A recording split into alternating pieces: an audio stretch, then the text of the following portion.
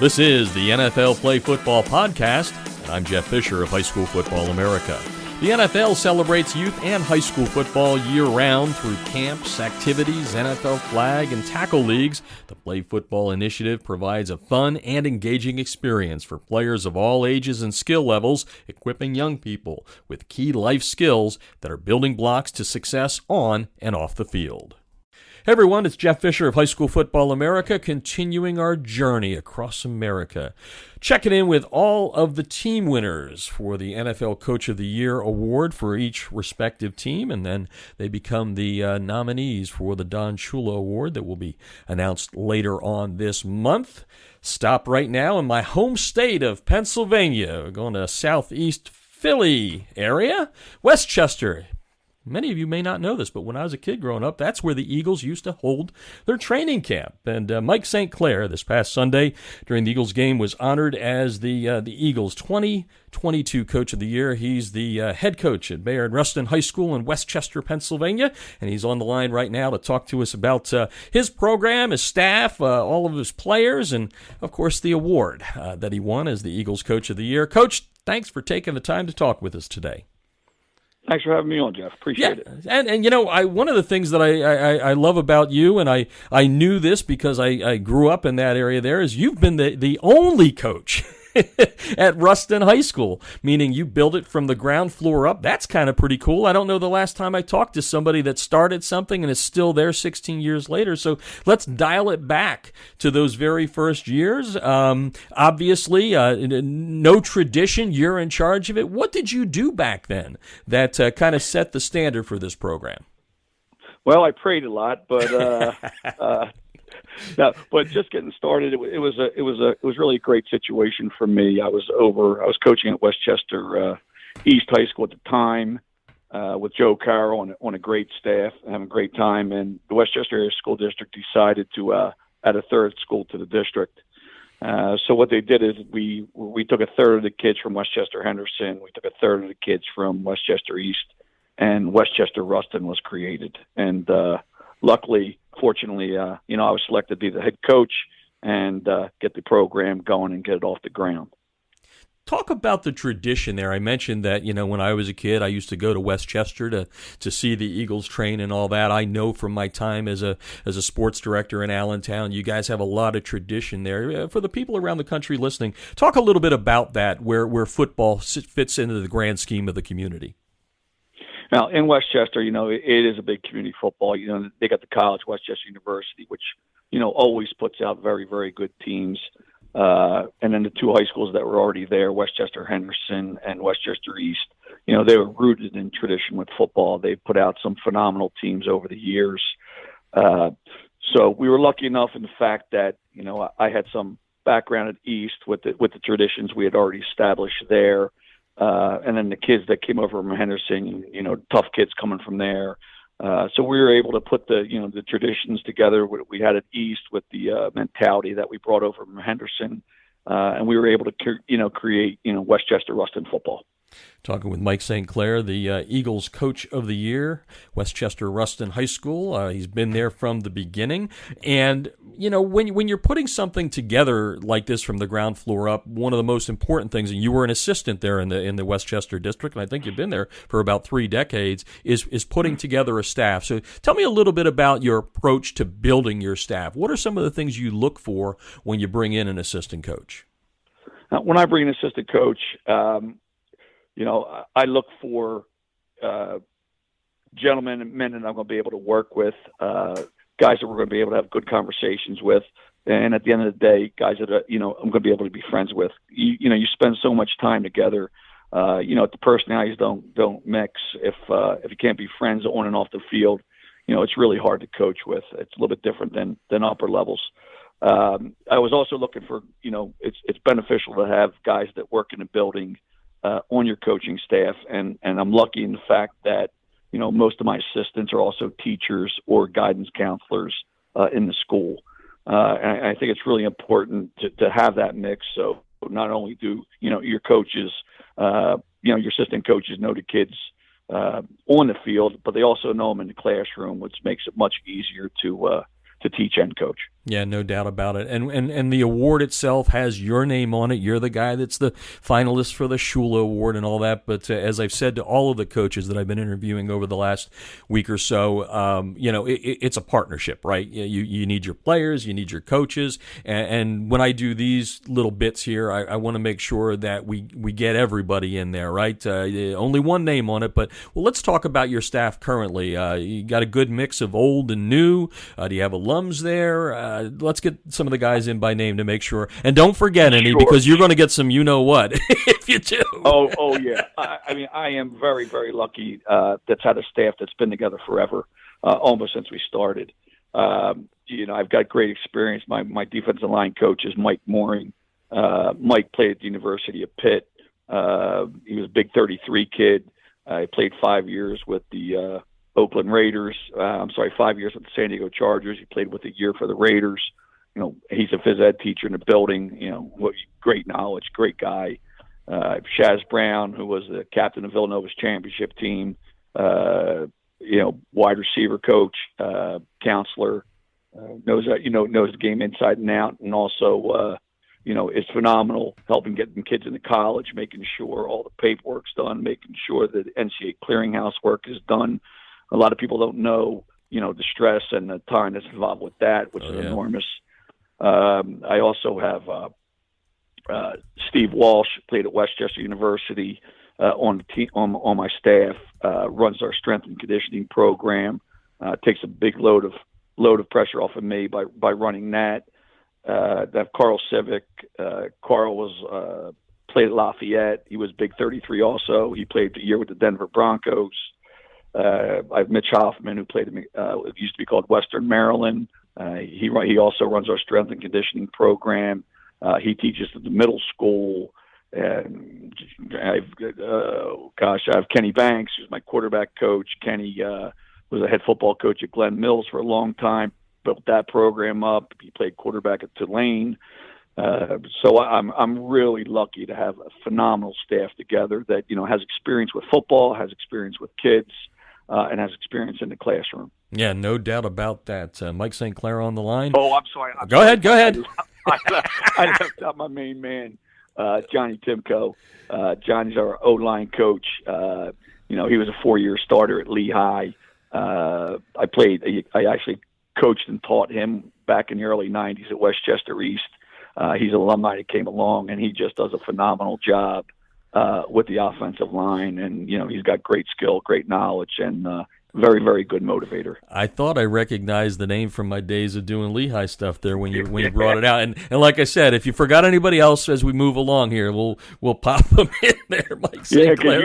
You know what happens if I leave anybody out. Oh yeah, you're not going to no one's going to forget that for years to come. Mike St. Clair of Rustin High School in Westchester, Pennsylvania, the Eagles coach of the year. He was honored in week 1 of the season, and then all of this year's honorees were on the field at the Link on Sunday for the game there, and they were honored, and that's where Mike was honored as the coach of the year. Coach, we can't get every player in here by name. That's impossible. But what I've been doing in these interviews is giving the coaches the opportunity to talk about their maybe some of their seniors, their captains, and all that. You guys had a good year this year, 11-2, a fairly deep run into the playoffs, losing against a very good Upper Dublin program there. So why don't you take a little bit of time here to talk about some of the kids that helped you win the Eagles Coach of the Year award? The kids I had this year were just phenomenal. Phenomenal players, phenomenal students, phenomenal young men. They really represented Rustin football and the culture that we've tried to build here. Just to name some of the players, young gentlemen, Damon Jacobs, phenomenal free safety, running back, multiple sport athlete, captain of our team. Kids going to Sacred Heart next year, which is pretty high level football. Heart and soul of the team. Antonio Santangelo, Merrick Seaman, Jeremy Lynn, Jason Hune, Jake Law, Connor Corrigan. All these kids they're all in the same mold. They come out to practice, they practice hard, they play hard, and they hit it hard in the classroom. for me, these guys were the leadership of the team. We sort of have a saying here: the tradition never graduates. And these guys just wanted to keep the ball rolling during their senior year. They did a phenomenal job with the off-season program, bringing along the young kids. They're like leaders on the team and in the classroom.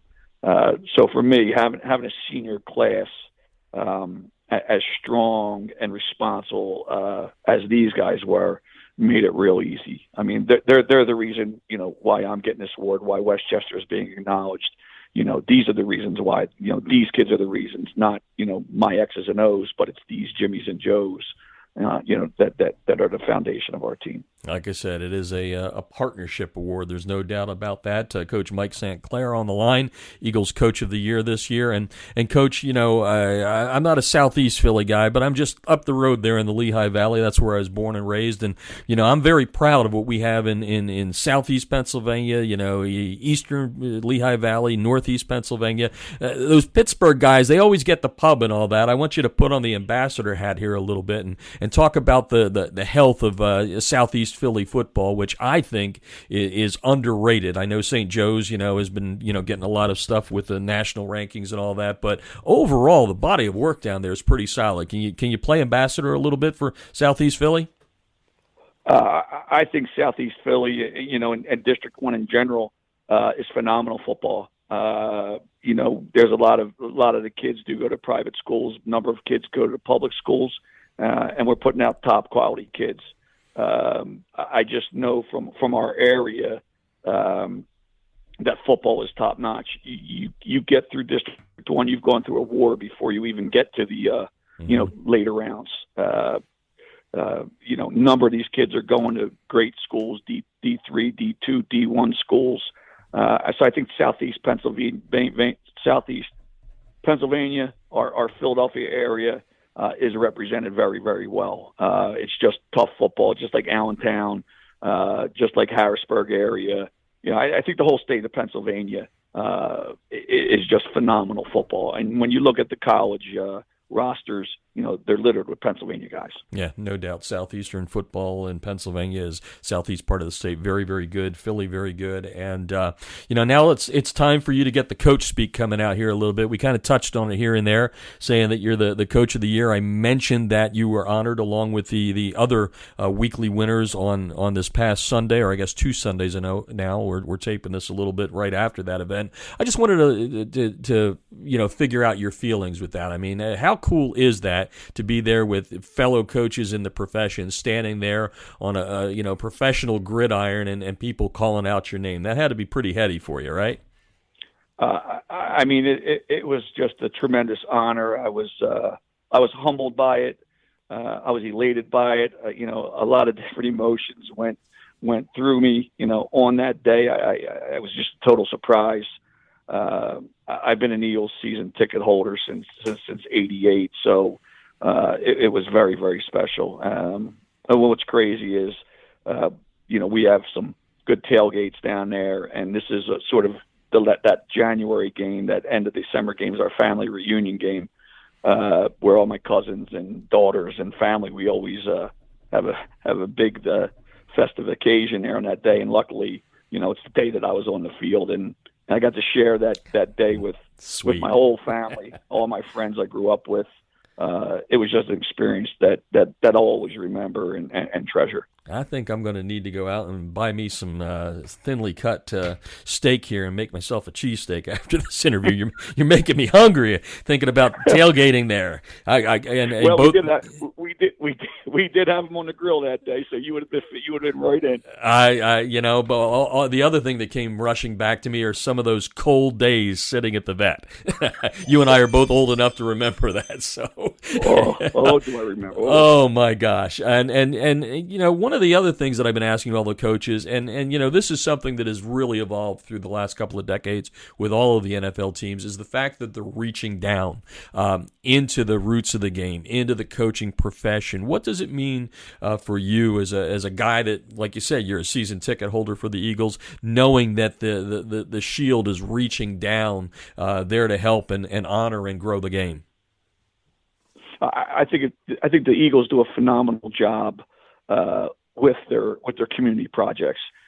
They're totally engaged, in the Philadelphia area and region in a lot of different aspects. And I think their focus on youth football, on high school football over the years has helped promote not only their program but football in general. Football, in our area is king. Although the Phillies put a little bit of a dent in it this year. They did a great job.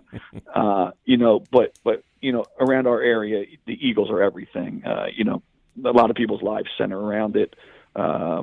So I just think that what they're doing as far as community relations, what the owner, Mr. Laurie's done, building the program, marketing the team, getting out in the community, is second to none. They run a class organization, and it's funneled down to our whole entire area. And basically, they're the king. And Coach, running away, you kind of touched on you were humbled by everything. I'm going to give you one more opportunity to talk about what the award means to you and to the school, the community, your players, and your assistants. But I also want you to couple that with the question I'm asking everyone, which is, what's it feel like to have your name bandied about with Don Shula? Well, when you mentioned Don Shula, you and I both grew up, with those Dolphins teams of the '70s. With Miami just being, the dynasty of that time period, and Coach Shula being the man that ran the whole thing. Don Shula was the coach. He's what everybody aspired to be, not just both on the field, but the way he carried himself off the field. So for me to be even considered for any type of award that has Don Shula's name on it, it is an honor, and and I hate to say this, it's a very humbling experience, and I was just blessed with the number of emails and text messages that I had from people I haven't spoken to in a long time, having them acknowledge and touch base with me and saying the kind words just made life really nice. Well, congratulations on the honor. Good luck when the names get called out for the honor at the end of January. But more importantly, thank you for giving of all of your time over these last 3 decades to the young men that have come through the programs that you've been associated with, and giving of your time. Nobody's making $1 million as a high school football coach, but you are making a major difference in the world out there. So thanks for taking the time to do that out of your life. So thanks a lot, and congratulations, and good luck. That's the NFL Play Football Podcast. Coaches, don't forget to check out playfootball.nfl.com for some great resources to help you improve in the coaching profession. I'm Jeff Fisher of High School Football America, and you've been listening to the NFL Play Football Podcast.